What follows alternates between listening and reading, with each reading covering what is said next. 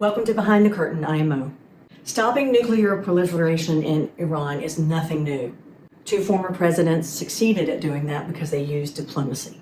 This president does not use diplomacy. He uses the art of the deal, and he believes that negotiating like that, paying more attention to the bottom line, is the way to create whatever it is he wants to create in the world. I'm not really sure, honestly, because his election to bomb Iran is ultimately going to hurt us. Iran sent a message directly to President Donald Trump, warning him that if he were to engage in U.S. military strikes against Iranian nuclear facilities, that Iran has a number of sleeper cells here in the United States, and they could unleash some sort of a terror attack here domestically. There are sleeper cells. I think they could self-activate.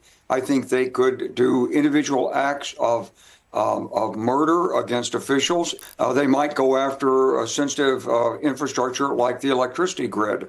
The impulsivity of that action in an already powder keg situation indicates that he is thinking that he has more power than he has and not paying attention to what really is happening on American soil and not putting a premium on keeping us safe. Now, why do I say that?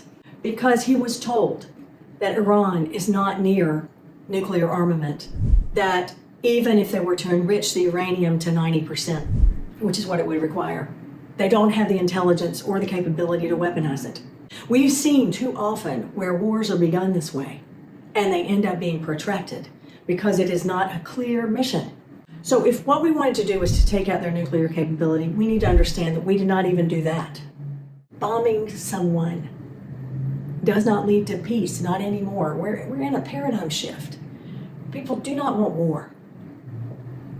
No one really wants war unless they already have a nuclear bunker, which basically is what Tulsi Gabbard said. Our national intelligence indicates that the political elite desire a nuclear war. Perhaps it's because they are confident that they will have access to nuclear shelters for themselves and for their families that regular people won't have access to. She was sidelined, but I think she was being honest. I think there are those near the top advising our president that a nuclear war would not be such a bad thing, now would it? But it would be. My point is, there's not an indication that anyone at the top is trying to keep us safe. When the Secretary of the Department of Defense does not know the difference between Tehran and the nuclear facilities that we bombed, who's in charge? Who knows what's going on? He's also leaked classified information on unsecure channels. So I have a problem with that, and you should too. A serious problem with that. Not only that, our focus seems to be on the wrong things.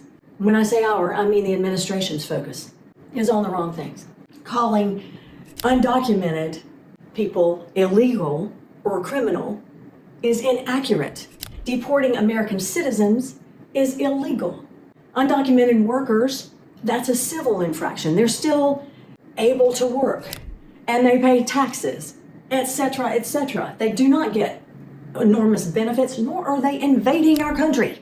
That's alarmist and hyperbolic, and it only creates situations where we're taking our counterterrorist law enforcement and putting it on the border for no damn good reason. And it leaves us vulnerable. Because one thing we know about Iran is that they retaliate. That is why this regime is known for killing more Americans than any other regime. They haven't done it on American soil that we know of, but they certainly are doing it wherever we're deployed. That puts our people at risk, not just our economics at risk. So he's telling us that he took out the nuclear facilities and created a ceasefire. Well, he knows that that's not true because he didn't. They retaliated, they attacked us. They also retaliated with Israel. They're thinking of closing or putting an embargo in the Strait of Hormuz, which will affect the global economy. That means we are at war unless we cease fire, unless we step back. But I'll tell you, that's not my impression of our president. My impression, and my knowledge, is that he went, despite information he was getting about Iran and the situation with Israel, and impulsively bombed the nuclear facilities and thought, okay, handle that, thinking he's going to get a quick fix. I would think he would learn from Ukraine and Russia There is no quick fix because, frankly, these kind of conflicts have much longer term, much more difficult ramifications. And he doesn't like difficult. So we have to pay attention here. Focusing so much on the border meant pulling our counterterrorism law enforcement officers away from their duties.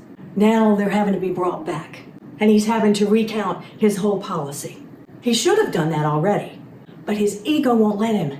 Ego is overcoming common sense, and he's not seeing the circumstances. He's operating in a delusional place. I'm concerned. When he goes in front of NATO and basically calls Biden a deadhead, well, Biden might be a deadhead if he likes the Grateful Dead, but that was not what he was inferring. We cannot have someone representing the United States who is really having a very hard time understanding what the ramifications are of his actions. What this is leading to is vulnerability for the United States, and we already have seen signs of terrorist activity on our soil. Up to now, though, we've been really good at not publicizing the terrorists. But when we have politically motivated assassinations, when we have shootings in our schools, when we have somebody sicking the military on American citizens, and when we have 5 million people demonstrating in the streets, something has got to give. This has been Behind the Curtain. IMO. Thank you for being here.